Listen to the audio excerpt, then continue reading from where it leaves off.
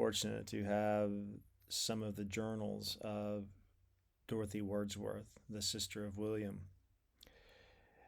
It's instructive to compare the way she describes certain events in her notebook and then how Wordsworth describes the same events in his poetry.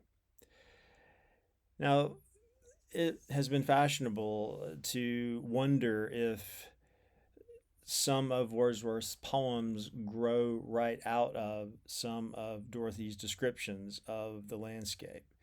The landscape around Alfoxden, where they lived in Somerset in the summer, really from the summer of 1797 to the summer of 1798, and also her journals describing the landscape around Grasmere, where they started living around 1800.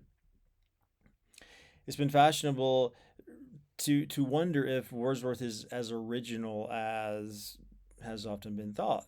It has been fashionable to wonder if indeed he is copying from Dorothy, maybe stealing from Dorothy. They would not have used that kind of language. For me, an argument of causality, let's say, isn't that fruitful. Like, where did the idea come from? Did did Dorothy write her descriptions based on how Wordsworth saw? Did Wordsworth write his poems based on what Dorothy wrote?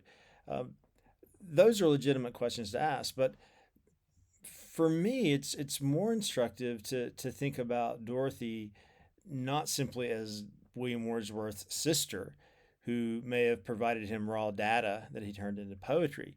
For me, it's much more instructive to think about Dorothy as a really fantastic writer in and of herself. And the way she writes, in fact, feels much more modern to me than the kind of verse that Wordsworth himself generates. Dorothy had a very direct, specific style, a quick style, as if she's really trying to capture the present moment in its quickness, in its ephemerality. She's very attuned to uh, flashes and fluxes and shine and darkness and boundaries, and it's almost as if she's trying to have the tip of her pencil or the nib of her pen um, right on the cusp of that present moment. So you get some really lovely immediate prose poetry.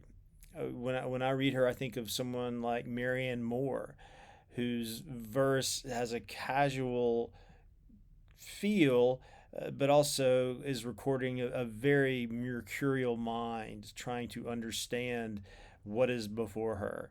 I also see in her poetry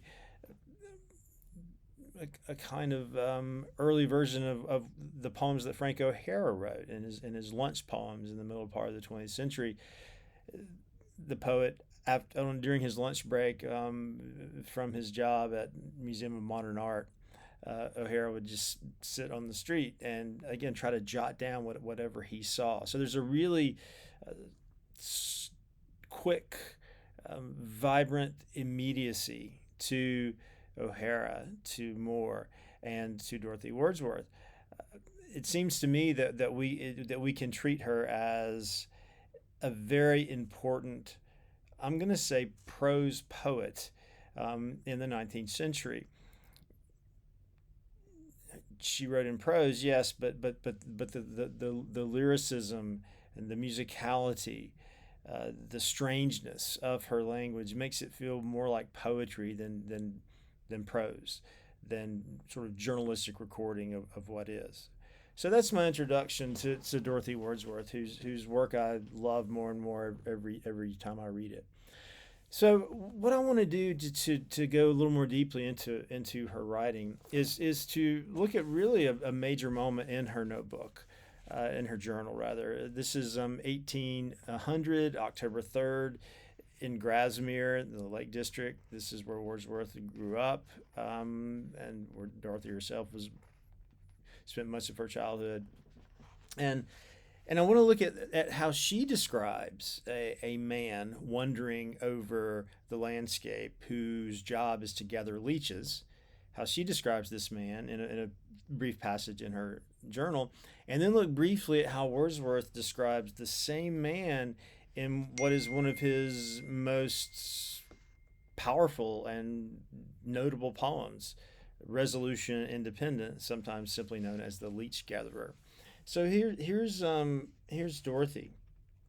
She sees this man, and notice how matter of fact she is in the beginning of this paragraph.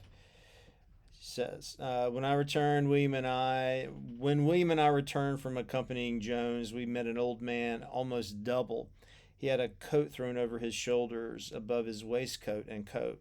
Under his face, he carried a bundle and had an apron on and a nightcap. His face was interesting. He had dark eyes and a long nose. He was of Scotch parents, but had been born in the army. So you see how she's trying really hard to get at his actual history. Who are you? Where do you come from? He had had a wife and a good woman, and it pleased God to bless us with 10 children. This is what she's actually quoting the leech gatherer.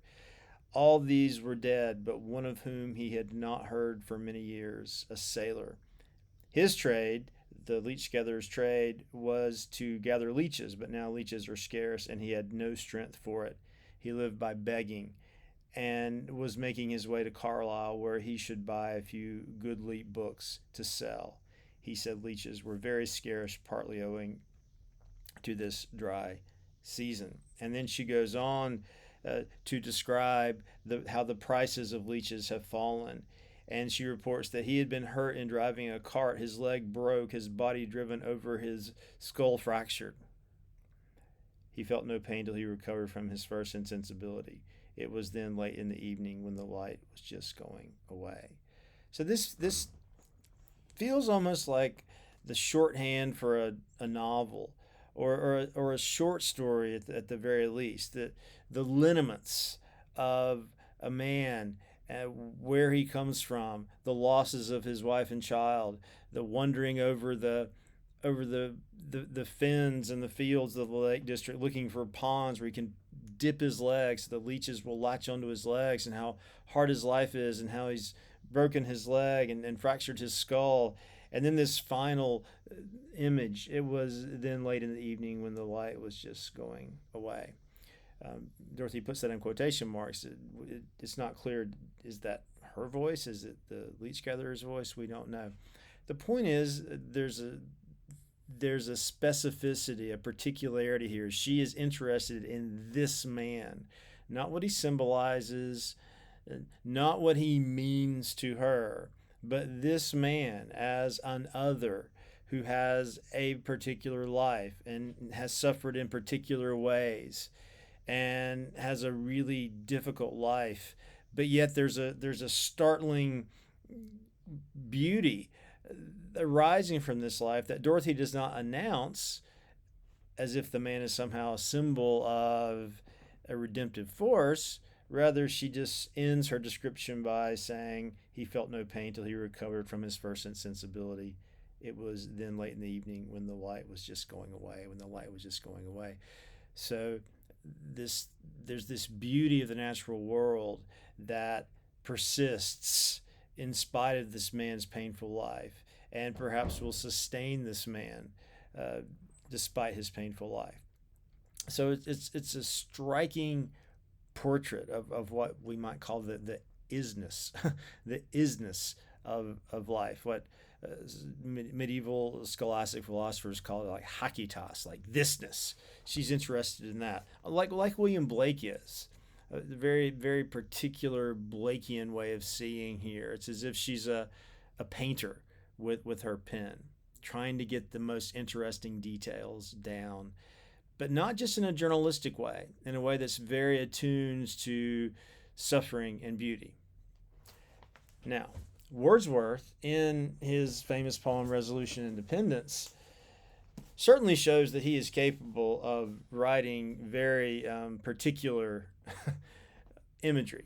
The opening stanza of this poem is one of the great stanzas of all time, it seems to me, where he talks about, let's see, actually the second stanza, it's been raining, it's not raining anymore, All things that love the sun are out of doors. The sky rejoices in the morning's birth. The grass is bright with raindrops. The grass is bright with raindrops. You can imagine the grass being wet and the sun coming out. On the moors, the hare is running, races in her mirth, and with her feet she from the plashy earth raises a mist, which, glittering in the sun, runs with her all the way wherever she doth run. Wow.